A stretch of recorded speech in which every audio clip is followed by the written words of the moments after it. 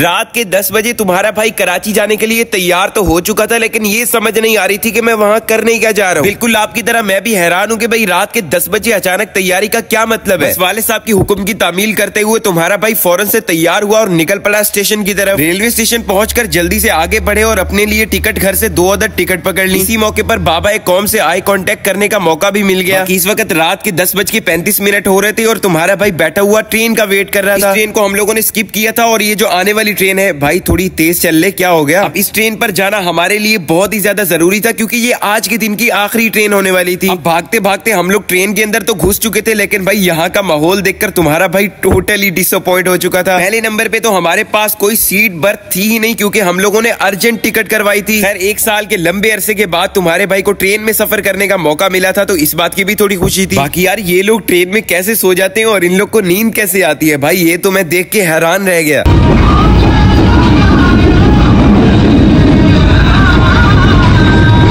मुझे लगता है इस भाई के दिल पे बहुत ही ज्यादा गहरे जख्म लगे हुए थे भाई, ये तो फुल कवाली में मस्त हो रखे थे। बाकी यार ट्रेन के इकोनॉमी क्लास का बाथरूम देखने में कुछ इस तरह का होता है भाई, आप लोग देख ही सकते हो। और यहाँ पर मैं मिरर सेल्फी लेने की कोशिश कर रहा था जो कि टोटली नाकाम थी। एंड इसी के साथ फाइनली हमारे पहले 20 मिनट गुजर चुके थे और तुम्हारा भाई फाइनली पहुंच चुका था इस वक्त सादिकाबाद के रेलवे स्टेशन। पूरे 5 मिनट के स्टे के बाद ट्रेन दोबारा से चल पड़ी। बाकी ये रात के मंजर तो बहुत ही ज्यादा खूबसूरत थे। इन पुलिस वाले भाई से मैंने राब्ता किया और छप्पड़ में कुछ गुफ्तगू करने के बाद पूरे 12:48 पे तुम्हारे भाई को सीट मिल चुकी थी। लेकिन परेशानी अभी खत्म नहीं हुई थी बल्कि अभी शुरू ही होने वाली थी क्योंकि भाई इस वक्त मैं मौजूद था 16 नंबर डब्बे में और जो मुझे सीट मिली थी वो थी 7 नंबर डब्बे में। 16 नंबर डब्बे से लेकर 7 नंबर डब्बे तक का सफर करना किसी गेम के लेवल से कम नहीं था, जो कि एक के बाद एक मुश्किल होते जाते हैं। बाकी तुम्हारे भाई की 2 घंटे खड़े होकर सफर करने के बाद तो ऑलरेडी बैंड बज चुकी थी। अब यहाँ पर ये अंकल जी भाई टोटली नाका लगाकर बैठे थे कि यहाँ से गुजरना तो अलाउ ही नहीं है। ट्रेन के शोर होने की वजह से मेरी आवाज भी इन तक नहीं पहुंच पा रही थी, तो पूरे 10 मिनट यहीं खड़े होकर मुझे इंतजार करना पड़ा। फिर फाइनली इतने लंबे चैलेंजेस को पार करने के बाद तुम्हारे भाई को अपनी सीट मिली, लेकिन इसके बाद जो सफर होने वाला था वो था कमाल का। जाहिर सी बात है कि इतनी जलालत के बाद इंसान को भूख और प्यास तो लगी जाती है। तो फिर क्या, मैंने फौरन से अपना मिस्ट्री बैग ओपन किया और जल्दी से वहां से अपने लिए 1 अदद स्टिंग बोतल निकाल ली। साथ में 1 अदद फ्रूट केक भी था जिसके साथ मैंने ट्राई की स्टिंग। भाई बहुत ही ज्यादा मजा आ रहा था। रात के ये खूबसूरत नजारे साथ में ड्रिंक, भाई बहुत ही ज्यादा मजे का सफर कट रहा था अभी तक मेरा। खैर मुझे नहीं पता था कि यहाँ पे बॉटल रखने के लिए एक अलग से स्टैंड भी बनाया गया है, तो मैंने फौरन से अपनी बैकअप बॉटल निकाल के यहीं पे रख दी। रात के 2:05 हो रहे थे लेकिन तुम्हारे भाई को नींद थी कि आ ही नहीं रही थी। इतने में एंट्री होती है इन साहिबान की। बोले दूध का चाय दरे भये, चाय गर्मा गरम है भये, गर्मा गरम है भये।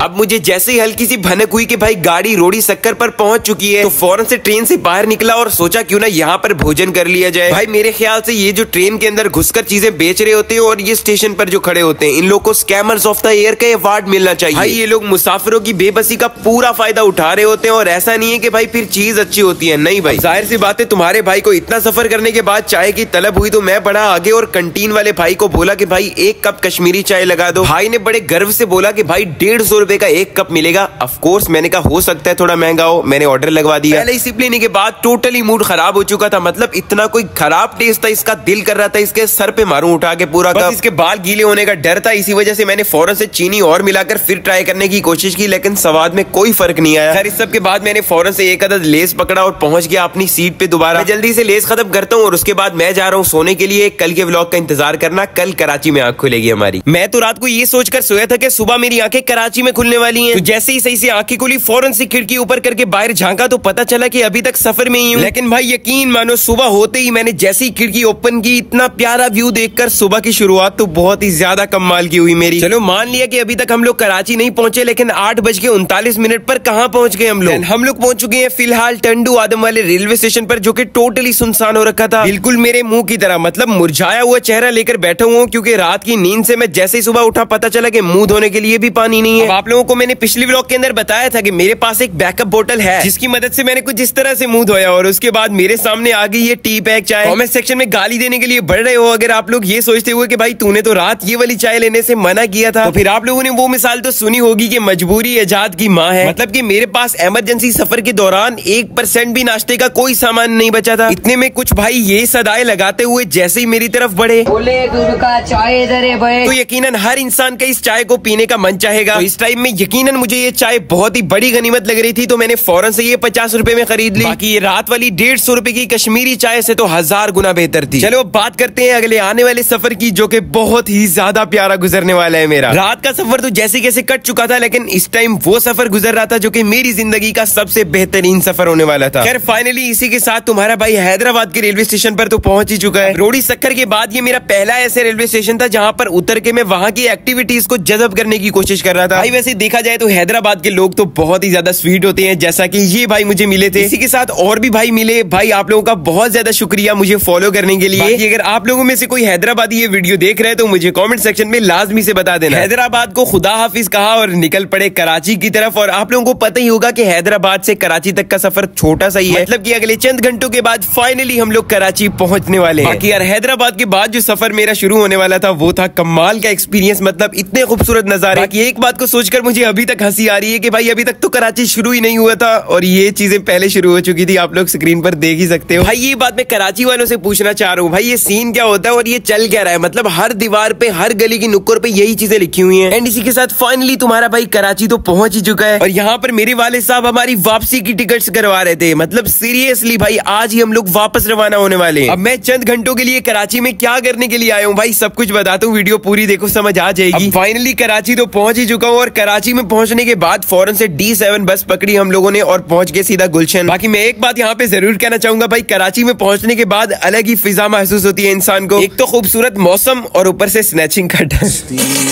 गुलशन पहुंची और वहां पर हम लोगों ने स्टे किया सबसे पहले मेरे बाबा के दोस्त के पास। वहीं पर जाते ही सबसे पहले तो मस्जिद में जोर की नमाज अदा कर ली। आप लोग सोच रहे होंगे कि भाई ये बंदा कराची में पहुंच गया, वहां पे इसको स्टे भी मिल गया, कैसे? तो आप लोगों को मैं बता दूं कि भाई मैं कराची में ही पैदा हुआ हूँ और कराची ही मेरी पैदाइश थी। कराची ही मेरी पैदाइश थी। भाई मैं तो बाकी बड़ी स्नैचिंग के बारे में सोच रहा था, यहाँ पर तो भाई बच्चे भी स्नैचिंग पे तुले हुए हैं। मतलब कि मोबाइल के बाहर की भट्टी में यार टॉफियों पे स्नैचिंग चल रही है भाई। और मुझे तो ये बच्चा बाबा लाडला और रहमान डकैत का ही कोई रिश्तेदार लग रहा था भाई, इसके हाथ से तो गन नीचे हो ही नहीं रही थी। और यार मैं सही बताऊं तो तुम्हारे भाई के वालिद साहब की कराची छोड़ने की मेन वजह यही स्नैचिंग वगैरह थी। यार अल्लाह पाक मेरे मुल्क की हिफाजत फरमाए। मतलब देखने में तो कराची कितना खूबसूरत है भाई, मैं खुद देख के हैरान हो गया। ऐसा लगा मेरा मजाक की बात नहीं है भाई। अगर कराची में से ये स्नैचिंग का डर खत्म कर दिया जाए तो मेरे ख्याल से काफी सारी चीजें सेटल हो सकती हैं। हम लोग इस वक्त मौजूद है सोराब गोटवरी साइड पे। यहाँ पर आने का मकसद क्या था ये सब चीजें मिस्ट्री हैं। आप लोग अगर गैस कर सकते हो तो कमेंट सेक्शन में लाजमी गैस कर देना। ये पठान भाई का दीदार करने के बाद आप लोगों को एक हिंट भी दिख गया है सामने। काफी सारे हिंट दे दिए मैंने इस वीडियो के अंदर। अगर आप लोगों में से कोई ना कोई गैस कर गया इस चीज को तो भाई कमेंट सेक्शन में लाजमी बता देना। बाकी जैसा कि मैंने आप लोगों को बताया था कि मैं चंद ही घंटों के लिए कराची आया था और फाइनली अब मैं वापस भी आ चुका हूँ। बाकी आप लोग हैरान हो रहे होंगे कि भाई इतने टाइम के लिए कराची कौन आता है, तो भाई इंशाल्लाह ईद के बाद एक लॉन्ग ट्रिप में मैं जरूर कोशिश करूंगा कि कराची का चक्कर लगे। ये सफर मेरा घूमने फिरने के लिए नहीं बल्कि एक जरूरी काम की गर्ज से था, जिसको करने के बाद फाइनली तुम्हारा भाई अपने घर में पहुंच चुका है। अब आप लोगों को ये व्लॉग कैसा लगा, बल्कि मेरा ये सफर कैसा लगा, मुझे कमेंट सेक्शन में लाजमी बता देना। बाकी ईद के बाद की लॉन्ग ट्रिप में हमें कराची जाना चाहिए या लाहौर, ये भी मुझे लाजमी से बता देना।